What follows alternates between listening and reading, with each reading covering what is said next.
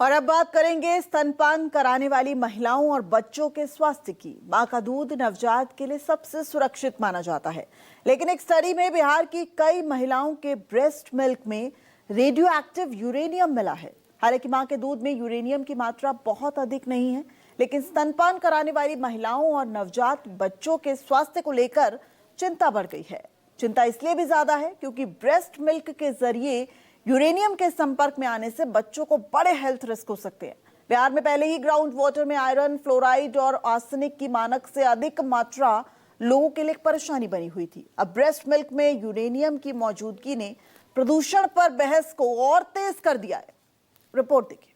एक नई स्टडी ने बिहार में स्तनपान कराने वाली महिलाओं और शिशु स्वास्थ्य को लेकर नई बहस छेड़ दी है। स्वास्थ्य के क्षेत्र में काम करने वाले विशेषज्ञों और सरकार की चिंता भी बढ़ गई है। इस स्टडी में बिहार में स्तनपान कराने वाली महिलाओं के दूध में यूरेनियम पाया गया है। चिंता बढ़ाने वाली बात यह है कि जिन माताओं के दूध में यूरेनियम 238 मिला है, उनके बच्चों के खून में भी इसकी मात्रा पाई गई है। जैसे जो रिसर्च सेंटर्स हैं हमारे बिहार के, जैसे एम्स पटना हो गया या महावीर कैंसर हो गया, तो इन लोगों का कंबाइंड एफर्ट आया है और इस पेपर ने यही बताया है कि जिन्होंने जितना इनका आकलन है, तो हमारे बिहार में कुछ जिले हैं जहां पे जो ब्रेस्ट मिल्क है उसमें यूरेनियम जो एक कंटेंट होता है उसकी मात्रा पाई जा रही है। तो जिसमें कि हमारा भी जिला बेगूसराय भी आ रहा है। तो ये बहुत हमारे लिए एक चिंता का विषय है। स्तनपान कराने वाली महिलाओं के दूध में यूरेनियम की मौजूदगी में मानव स्वास्थ्य पर प्रदूषण के घातक प्रभावों को लेकर बहस तेज हो गई है। जिस शोध में ये जानकारी सामने आई है उसे अखिल भारतीय आयुर्विज्ञान संस्थान यानी एम्स, दिल्ली ने पटना के महावीर कैंसर संस्थान और वैशाली के national institute of pharmaceutical education and research सहित 5 अन्य संस्थानों के साथ मिलकर किया है। इस शोध में जुड़ी रिपोर्ट प्रतिष्ठित साइंस जर्नल नेचर के साथ प्रकाशित हुई है। दुनिया में यह पहली बार है जब मां के दूध में यूरेनियम को लेकर रिसर्च किया गया। ये रिसर्च साल 2021 से साल 2024 के बीच बिहार के 6 जिलों में किया गया।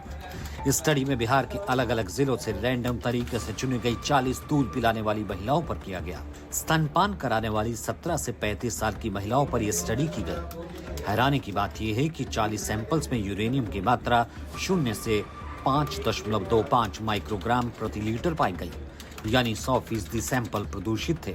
हालांकि अलग अलग सैंपल में यूरेनियम की मात्रा अलग अलग थी।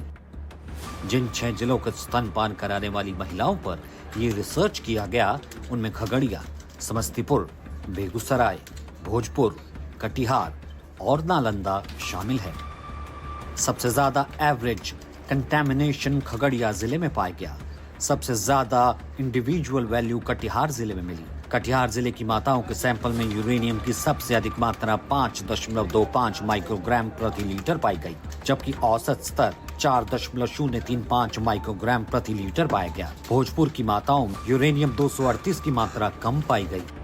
जिन 40 माताओं के ब्रेस्ट मिल्क पर शोध किया गया, उनके 35 नवजात बच्चों के ब्लड सैंपल को भी जांचा गया। 87.5% शिशुओं में खून में भी यूरेनियम की मात्रा मिली। इनके खून में यूरेनियम का औसत प्रति लीटर 4 माइक्रोग्राम रहा।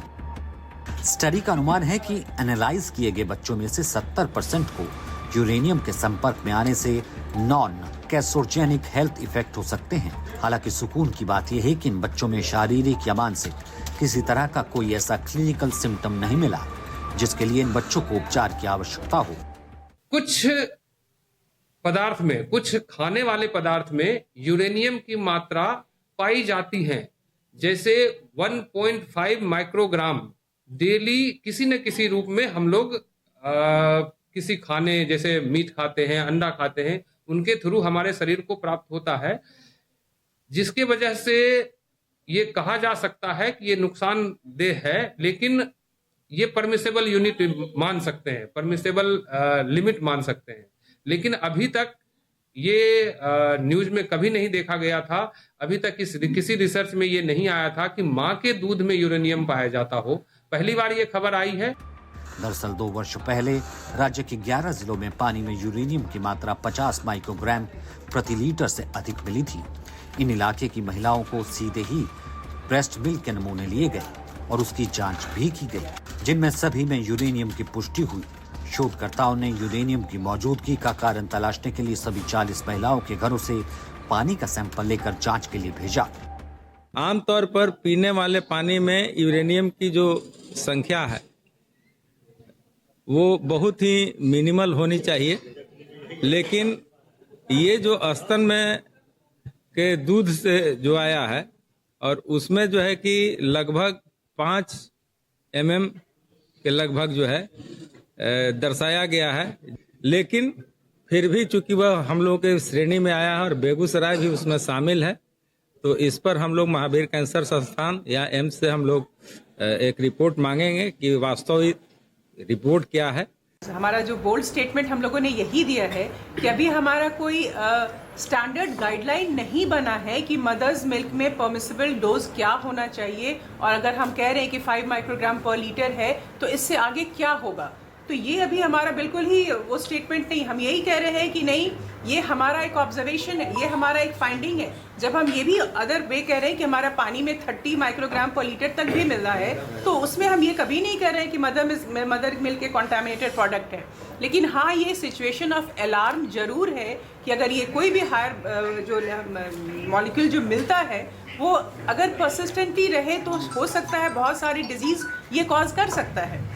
बिहार में पहले ही ग्राउंड वाटर में आयरन, फ्लोराइड और आर्सेनिक की मानक से अधिक मात्रा लोगों के लिए परेशानी है। खासकर बक्सर से लेकर भागलपुर तक गंगा नदी के किनारे बसे शहरों और अन्य इलाकों में भूजल में इनकी मौजूदगी है। बिहार एक ऐसा राज्य है जहां पीने और खेती के काम के लिए ग्राउंड वाटर का सबसे ज्यादा उपयोग होता है। एक अन्य रिसर्च से भी पता चला है कि बिहार में केवल पेयजल में ही आर्सेनिक मौजूद नहीं है, बल्कि फूड चेन में भी ये संभावना है। संभावना व्यक्त की जा रही है कि आर्सेनिक की तरह से ही यूरेनियम भी खाने या फिर ग्राउंड वाटर के जरिए मां के शरीर तक पहुंचा हो।